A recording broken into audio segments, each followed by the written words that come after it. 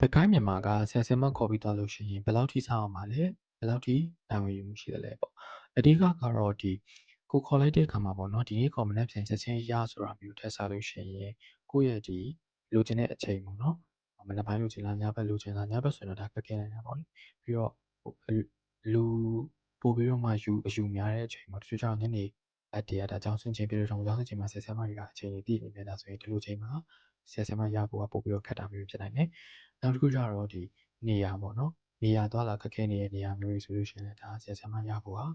မလွယ်နိုင်ပါဘူးဒါကြောင့်မို့လို့ချက်ချင်းပေါ့နော်မိဘအနေနဲ့ဒီနေ့ခေါ်ပြီးတော့မနေ့ပြန်လိုချင်တယ်ဆိုလို့ရှိရင်တော့ဒါဒီအချက်လေးတွေကိုယ့်ဘက်ကအဆင်ပြေနေရဆိုလို့ရှိရင်တော့ရဖို့ကလွယ်ကူတယ်ပြောချင်တာ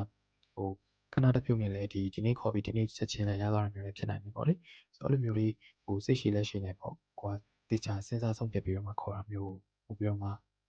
သိစေချင်တယ်ပေါ့နော်နောက်တစ်ခုကတော့ခေါ်လိုက်တဲ့ဆရာဆရာမတွေအဆင်ပြေမပြေဆိုတာလည်းအရင်အရေးကြီးတယ်ပေါ့နော်ကိုလိုချင်တဲ့ပုံစံမျိုးရဖို့ကအချိန်ပြီးတော့မှစဉ်းစားဆုံးဖြတ်ရတာဖြစ်တဲ့ကြောင့်မလို့ချက်ချင်းကြီးခေါ်ပြီးတော့ခေါ်လိုက်တဲ့အခါမျိုးမှာဒါအခက်အခဲပြဿနာတွေဖြစ်လာနေတဲ့ကြောင့်မလို့ဖြစ်ပါတယ်ဒီလိုမျိုးခေါ်ချင်တဲ့ဆရာဆရာမတွေအိမ်တိုင်အောင်ခေါ်ပြီးတော့မှတင်တယ်ဆိုလို့ရှိရင်လည်းလာရောက်ပြီးတော့မှဆောင်ရွက်လို့ရပါတယ်